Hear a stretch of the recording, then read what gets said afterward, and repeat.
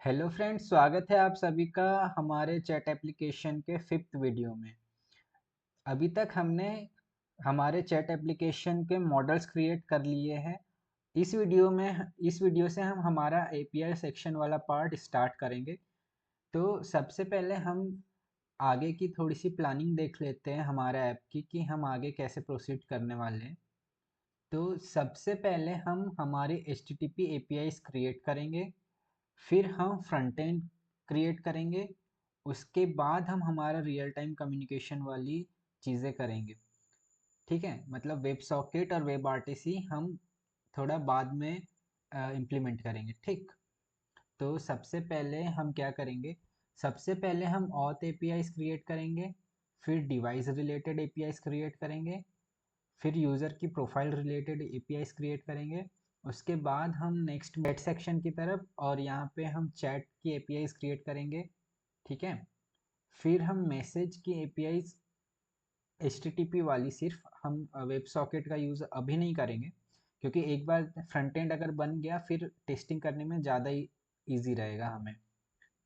फिर हम जो स्टेटस की एपीआईज है HTTP वो क्रिएट करेंगे, फिर कॉन्टेक्ट्स की, फिर यूज़र की सेटिंग्स की। उसके बाद हम जाएंगे हमारी फ्रंट एंड की तरफ।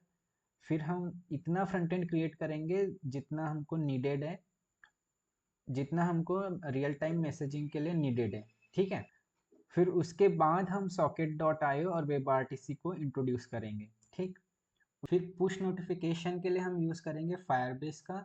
उसके बाद हम एआई फीचर्स, जो कि हम जेमिनाई की डेवलपर एपीआई यूज़ करने वाले हैं, उसके बाद हम बैकअप रिस्टोर की एपीआईज क्रिएट करेंगे, और सबसे आखिरी में हम बायोमेट्रिक लॉगिन और अनलॉक वाला फीचर रखेंगे। ठीक है, बायोमेट्रिक मतलब फेस लॉगिन और फिंगरप्रिंट लॉगिन। ठीक है, इस वीडियो में हम एपीआई रिस्पॉन्स, एपीआई एरर का सेटअप करेंगे।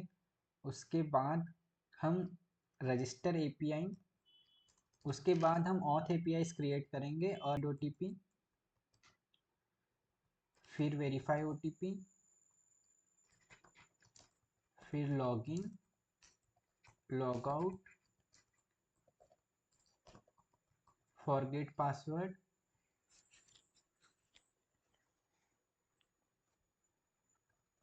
रीसेट पासवर्ड की एपीआईज क्रिएट करेंगे। ठीक, और भी जो ऑथ रिलेटेड एपीआईज रहेगी वो हम क्रिएट करेंगे। तो ये .txt फाइल मैंने रखी है एपीआई के अंदर, राउट्स के अंदर .txt में। ठीक है, अब सबसे पहले हम एपीआई रिस्पॉन्स के लिए और एपीआई एरर के लिए क्लास बना लेते हैं। उसके लिए हम यूटिल्स में जाएंगे और API error .js file create करेंगे। ठीक है, इसमें हम क्लास बनाएंगे, क्लास एपीआई एरर, और ये एक्सटेंड करेगी हमारी जावास्क्रिप्ट की एरर क्लास को। ठीक है, कंस्ट्रक्टर क्रिएट करेंगे हम, जो कि जब इस क्लास से कोई ऑब्जेक्ट बनाएंगे तब कंस्ट्रक्टर कॉल होगा। तो इसमें आएगा message status, message status success. ठीक है, और error.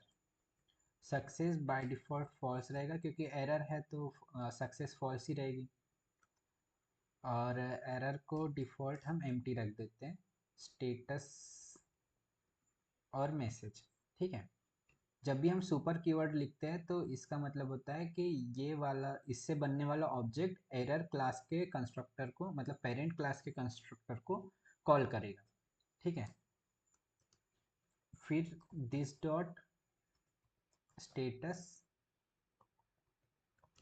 Equals to status, this dot success equals to success, this dot error equals to error. ठीक है,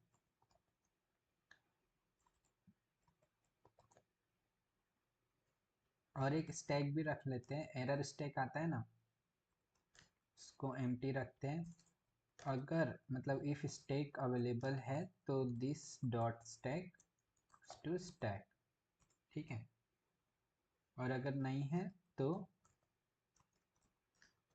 else error dot capture stack trace this dot constructor.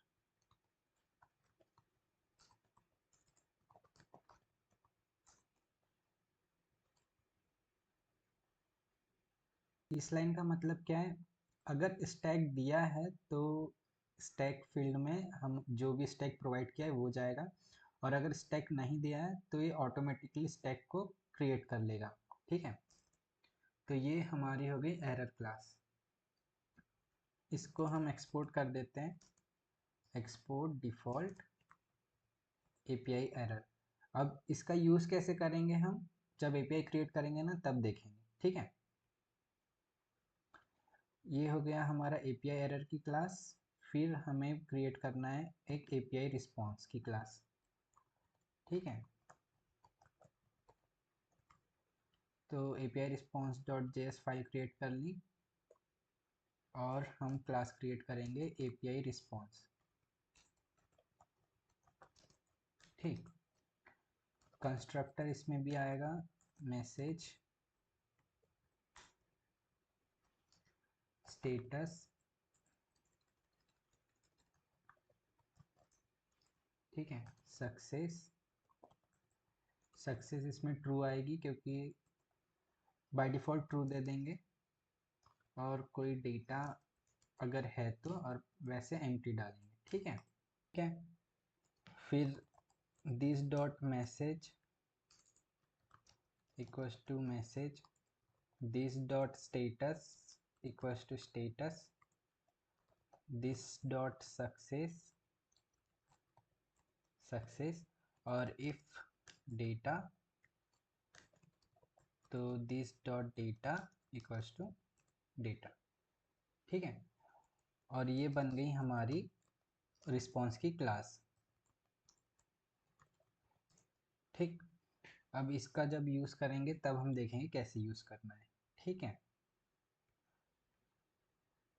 इस वीडियो में हम यहीं तक रखते हैं। अब नेक्स्ट वीडियो से हम एपीआईज क्रिएट करना शुरू करेंगे, ठीक है।